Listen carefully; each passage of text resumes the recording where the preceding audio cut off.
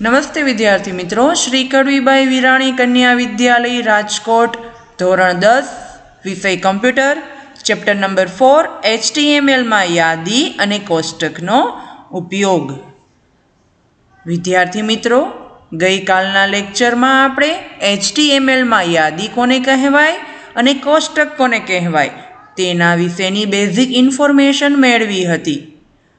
પરંતુ આપણે આજે યાદી માટેનો પ્રોગ્રામ જોઈએ તે પહેલાં યાદી માટે ગઈકાલે આપણે જે થિયરી સમજી હતી તેની થોડી ફરી યાદી તૈયાર કરી લઈએ. યાદી એટલે કે તમે જે વેબ પેજ દરમિયાન લિસ્ટ તૈયાર કરો છો તેમાં લિસ્ટ તૈયાર કરવા માટે HTMLમાં 3 પ્રકાર દર્શાવ્યા છે, જે મેં તમને ગઈકાલે સમજાવ્યા. પહેલો પ્રકાર અનઓર્ડર લિસ્ટ, બીજો પ્રકાર ઓર્ડર લિસ્ટ, ત્રીજો ડિસ્ક્રિપ્ટિવ લિસ્ટ એટલે કે OL, UL અને DL. ULમાં બુલેટવાળી યાદી દર્શાવવામાં આવે છે. OLમાં નંબર, આલ્ફાબેટ કે રોમન અંકો દ્વારા યાદી દર્શાવવામાં આવે છે. અને DLમાં યાદી દરમિયાન કોઈ નંબર પણ નહીં, આલ્ફાબેટ પણ નહીં અને બુલેટ પણ નહીં. સિમ્પલ લખાણવાળી યાદી દર્શાવવા માટે DL ટેગનો ઉપયોગ થાય છે. તો વિદ્યાર્થી મિત્રો, આજે આપણે UL ટેગની મદદથી કઈ રીતે યાદી તૈયાર કરી શકાય તેના માટેનો પ્રોગ્રામ સમજીએ. આપણે અત્યાર સુધી ચેપ્ટર નંબર 1 થી લઈને 3 સુધી સૌપ્રથમ પ્રોગ્રામ કરતા હતા અને ત્યારબાદ આઉટપુટ જોતા હતા. પરંતુ આજે હું તમને બધાને સૌપ્રથમ આઉટપુટ ક્લિયર કરાવીશ અને ત્યારબાદ નોટપેડમાં કઈ રીતે તેનું કોડિંગ કરવું તેના માટેની ઇન્ફોર્મેશન આપીશ. તો ચાલો આપણે જોઈએ કોડિંગ. અહીંયા મેં તમારા માટે UL ટેગનો પ્રોગ્રામ પહેલેથી ટાઈપ કરીને રાખેલો છે અને તેનો આઉટપુટ તમારી સ્ક્રીન પર દેખાઈ રહ્યો છે. આઉટપુટમાં અહીંયા લખેલું છે માય ફેવરિટ પ્લેસ. તો સ્વાભાવિક છે તમને હવે આઉટપુટ જોઈને ખ્યાલ આવી જવો જોઈએ કે અહીંયા શરૂઆતમાં કેવી રીતે કયા ટેગનો ઉપયોગ કરેલો છે. ઉપર દર્શાવવામાં આવેલું છે તે ટાઇટલ બાર છે, જેમાં ટાઇટલ ટેગનો ઉપયોગ કરેલો છે. અહીંયા કઈ ટેગ છે તમે વિચારો. ત્યારબાદ અહીંયા મેં તમને કહેલું કે બુલેટવાળી યાદી તૈયાર કરવા માટે, જો અહીંયા બધામાં બુલેટ દેખાય છે વિદ્યાર્થી મિત્રો, તો આ બુલેટવાળી યાદી તમારે જો તૈયાર કરવાની થતી હોય તો તમે કયા પ્રકારે અને કેવી રીતે યાદી તૈયાર કરી શકો તેના માટેનો પ્રોગ્રામ આપણે હવે જોઈએ.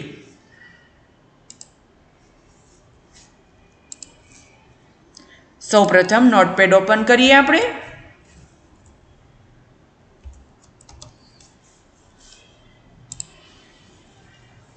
નોટપેડ ઓપન થતાં મેં તમારા માટે જે પ્રોગ્રામ ટાઈપ કરેલો છે તેને આપણે Ctrl+O સાથે ઓપન કરાવીએ. પ્રોગ્રામ જે ડ્રાઈવમાં પડેલો હોય, જો મેં અહીંયા UL ટેગ નામ આપી અને પ્રોગ્રામ સેવ કરેલો હતો સ્ટાન્ડર્ડ 10th. હવે તમે જે પ્રેક્ટિકલ કરો એ તમારા લેપટોપમાં અથવા તો પીસીમાં જે જગ્યાએ કરો ત્યાં તમારે ચેપ્ટર 4 નામનું ફોલ્ડર બનાવવાનું છે અને ત્યારબાદ તેમાં તમારે સમગ્ર પ્રોગ્રામ ચેપ્ટર 4ના સેવ કરવાના રહેશે. મેં અહીંયા પ્રોગ્રામ સેવ કરેલો છે છતાં મને ડિસ્પ્લે કરતો નથી, તો તેના માટે મારે અહીંયા ટેક્સ્ટ ડોક્યુમેન્ટ છે ત્યાંથી મારે ઓલ ફાઇલ સિલેક્ટ કરવાનું. ઓલ ફાઇલ સિલેક્ટ કરશો એટલે તમને અહીંયા તમારી તમામ પ્રકારની ફાઇલ જોવા મળે છે, જેમાં આપણે UL ટેગ સિલેક્ટ કરીએ અને ઓપન પર ક્લિક કરાવીએ, જેથી તમારી નોટપેડની વિન્ડોમાં તમારો પ્રોગ્રામ ઓપન થયેલો નજરે દેખાશે. જુઓ વિદ્યાર્થી મિત્રો, તમને HTMLનું સ્ટ્રક્ચર હવે પ્રોપરલી યાદ થઈ ગયું હશે, કેમ કે આપણે ચેપ્ટર નંબર 1 થી HTMLનું સ્ટ્રક્ચર જોતા આવીએ છીએ. સ્ટ્રક્ચરના બોડી વિભાગ સ્ટાર્ટ અને બોડી વિભાગ ઓવરની વચ્ચે આપણે જેટલી ટેગનો ઉલ્લેખ કરવાનો હોય છે તે કરતા આવ્યા છીએ. તો આપણે બોડી વિભાગ સ્ટાર્ટ અને ઓવરની વચ્ચેથી શરૂઆત કરીશું, કેમ કે હવે તમને હેડ, ટાઇટલ ઓવર, હેડ ઓવર કોને કહેવાય તેનાથી તમે પૂરી રીતે પરિચિત છો. તો હવે આવે છે બોડી વિભાગમાં ફોન્ટ ટેગ. અહીંયા તમને મેં પહેલેથી કહેલું કે તમારે જે જગ્યાએ જે પ્રકારની ટેગનો ઉપયોગ કરવો હોય તે તમે કરી શકો છો. ડિઝાઇનિંગ માટે જે ટેગ છે એ કોઈ પણ જગ્યાએ તમે તેનું ફોર્મેટ કરાવી શકો છો. ફોર એક્ઝામ્પલ મેં અહીંયા ફોન્ટ કલરનો ઉપયોગ કરેલો છે. ફોન્ટ, ત્યારબાદ સ્પેસ, કલર ઇક્વલ ડબલ કોટ્સમાં બ્લુ કલર લખેલો છે. કલર ઇક્વલ ડબલ કોટ્સમાં બ્લુ. તમારે જે કલર લેવો હોય તે તમે લઈ શકો છો. તમારે અહીંયા બી એટલે કે બોલ્ડ ટેગનો ઉપયોગ કરવો હોય તો પણ કરી શકો છો. અહીંયા મેં H1માં લખેલું છે માય ફેવરિટ પ્લેસ. તો તમે તમારા આઉટપુટમાં જો અહીંયા બાજુમાં જોઈ શકો છો કે આઉટપુટ કયા પ્રકારે આવેલો છે. અહીંયા લખેલું હતું માય ફેવરિટ પ્લેસ H1માં અને બ્લુ કલરમાં. તો તમે તમારી સ્ક્રીન પર આઉટપુટમાં જોઈ શકો છો. ત્યારબાદ આપણે UL ટેગની શરૂઆત કરી. UL સ્ટાર્ટ અને UL ઓવરની વચ્ચે આપણે દર્શાવેલું છે LI. મેં તમને ગઈકાલે કહેલું કે LIનું પૂરું નામ શું થાય તો કે લિસ્ટ ઓફ આઇટમ. તમે જેટલી આઇટમ દર્શાવવા ઈચ્છો છો એટલી વાર તમારે અહીંયા LI સ્ટાર્ટ અને LI ઓવર કરવું પડે છે. મેં અહીંયા 5 આઇટમ દર્શાવેલી છે તો મેં 5 વાર LI સ્ટાર્ટ કર્યું છે અને 5 વાર LI ઓવર કરેલું છે. એક આઇટમ લિસ્ટ સાથે એક જ LI સપોર્ટ કરશે. જો તમે અહીંયા LI ઓવર નથી કરાવતા તો અહીંયા આગળના ભાગમાં બુલેટ દર્શાવાશે નહીં. અને પંચમઢી પછી કુલ્લુ મનાલી પંચમઢીની બાજુમાં જ દેખાશે, અથવા તો ક્યારેક તમને નીચે દેખાશે પરંતુ તમને અહીંયા બુલેટ દેખાશે નહીં. તેથી ખાસ ધ્યાન રાખો. LI સ્ટાર્ટ કરો, LI ઓવર કરાવો. LI start, LI over. તમે જેટલી વાર LI સ્ટાર્ટ અને ઓવર કરાવો છો એટલી આઇટમ તમારે દર્શાવવાની હોય છે. તમારી લિસ્ટ ઓફ આઇટમ કમ્પ્લીટ થાય ત્યારબાદ તમારે UL ટેગને ઓવર કરતાં ભૂલવાનું નથી. અને લાસ્ટમાં બોડી ઓવર, HTML ઓવર. મેં અહીંયા 5 આઇટમ લીધેલી છે તો તમારે 5 આઇટમ અહીંયા બુલેટમાં દેખાય છે. મેં અહીંયા UL ટેગ સાથે કોઈ ટાઈપ દર્શાવેલો નથી. તમે જોઈ શકો છો UL સાથે મેં કોઈ ટાઈપ નથી દર્શાવ્યો. તમે ટાઈપ નથી દર્શાવતા તો બાય ડિફોલ્ટ સર્કલ જે તમને તમારી સ્ક્રીન પર દેખાય છે એ રીતના સર્કલ બુલેટમાં દર્શાવવામાં આવશે. પરંતુ જો તમારે ટાઈપ દર્શાવવો હોય એટલે કે તમારે ULનો પ્રકાર ચેન્જ કરવો છે, એટલે કે બુલેટનો પ્રકાર ચેન્જ કરવો છે, તો તમે બુલેટનો પ્રકાર ચેન્જ કરી શકો છો. તો તમારે તેના માટે UL ટાઈપ ઇક્વલ ડબલ કોટ્સમાં મેં તમને ગઈકાલે કહેલું કે ULને ટાઈપ દર્શાવવા માટે સ્ક્વેર અને સર્કલ. તમારે ટેક્સ્ટ બુકમાં પેજ નંબર 56 પર એક્ઝામ્પલ આપેલું છે, તે તમે એક્ઝામ્પલ ફોલો કરી શકો છો. અહીંયા હું લખું છું સ્ક્વેર. આ મેં ચેન્જીસ કરેલો છે. જો ચેન્જીસ કરું છું એટલે ટાઇટલ બારમાં ઉપર એસ્ટ્રિકની સાઇન દેખાય છે. ફાઇલને સેવ કરાવું છું. તમારા વેબ બ્રાઉઝરમાં જઈ અને ફાઇલને રિફ્રેશ માટે F5 કી પ્રેસ કરો અથવા તો રિફ્રેશ બટન પર ક્લિક કરો. તમારા જે બુલેટ હતા એ બુલેટનો શેપ ચેન્જ થાય છે, તમે જોઈ શકો છો. પહેલાં જે બુલેટનો શેપ હતો તે સર્કલ હતો, એટલે કે રાઉન્ડ હતું, રાઉન્ડમાં પણ ભરેલું રાઉન્ડ હતું. અને હવે તમારા બુલેટનો શેપ થઈ ગયો છે સ્ક્વેર. તમે તમારી ઈચ્છા અનુસારનો કોઈ પણ બુલેટનો શેપ રાખી શકો છો. ટાઈપ છે એ UL ટેગનો એટ્રીબ્યુટ છે. એટ્રીબ્યુટ કન્ટિન્યુ દર્શાવવામાં આવે છે. ત્યારબાદ તમારે અહીંયા એક બીજું એક્ઝામ્પલ આપેલું છે 57 નંબરના પેજ પર. ત્યાં લખેલું છે સર્કલ. ફાઇલને સેવ કરો, તમારા વેબ બ્રાઉઝરમાં જઈ અને રિફ્રેશ કરાવો. જોઈ શકો છો બુલેટનો શેપ ચેન્જ થઈ ગયો છે. તો તમે 3 પ્રકારે ULના અલગ અલગ પ્રકાર એટલે કે ULના અલગ અલગ ટાઈપ્સ બુલેટનો ડિઝાઇન ચેન્જ કરાવી શકો છો. એક તો પહેલું થયું કે નોર્મલ UL લખો છો તો સિમ્પલ તમારા સર્કલ ભરેલા રાઉન્ડ શેપમાં આવે છે. સ્ક્વેર લખો છો તો સ્ક્વેર આવે છે. સર્કલ લખો છો તો આવે છે સર્કલ, પરંતુ અંદર ભરેલું આવતું નથી. તો આ છે તમારા UL ટેગના બુલેટ્સ કે જે તમે અલગ અલગ રીતે દર્શાવી શકો છો. તો આ બધા બુલેટ્સ તમે અલગ અલગ રીતે દર્શાવી શકો છો. ત્યારબાદ આવે છે LI સ્ટાર્ટ, LI ઓવર. મેં અહીંયા 5 આઇટમ લીધેલી છે, તો તમે અહીંયા 5 આઇટમ કોઈ પણ પ્રકારે વધારે દર્શાવી હોય તો દર્શાવી શકો. ફોર એક્ઝામ્પલ, હું આ જ આઇટમને કોપી કરું છું અને એન્ટર આપી અને ફરી પેસ્ટ કરાવું છું. આમાં કોઈ સીમા નથી, તમે 50, 100 જેટલી કોઈ પણ પ્રકારની તમારી લિસ્ટ ઓફ આઇટમ જેટલી થતી હોય એટલી આઇટમ તમે દર્શાવી શકો છો. તમારા પ્રોગ્રામમાં ચેન્જીસ કર્યા એટલા માટે હું પ્રોગ્રામને સિમ્પલ એકવાર સેવ બટન પર ક્લિક કરું છું અને અહીંયા જઈને રિફ્રેશ કરાવું છું. તમને લિસ્ટ દેખાશે. જો અહીંયા લિસ્ટમાં વધારો થઈ ગયો છે કેમ કે મેં તે લિસ્ટની યાદીમાં કોપી પેસ્ટ કર્યું છે. તો આ પ્રોગ્રામ તમારે બધાએ વ્યવસ્થિત સમજવાનો છે અને ત્યારબાદ તમારી ફેરબુકમાં લખવાનો રહેશે. હવે ત્યારબાદ આવે છે બીજો પ્રોગ્રામ માર્કીટેગ. માર્કીટેગનો પણ હું તમને પહેલાં આઉટપુટ ક્લિયર કરાવું છું.